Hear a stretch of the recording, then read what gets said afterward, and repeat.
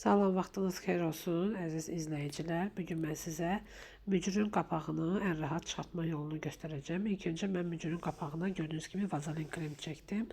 Bunu canlıda da göstərirəm. Vazelin krem, adi vazelin kremi alırsınız, həmişə əlinizin altında olsun. Ümumiyyətlə gips qəliblərdə hansı ki çətin çıxır, çıxıntılı yerlərdə, çox dərin yerlərdə ki qırırsınız, çətin çıxır.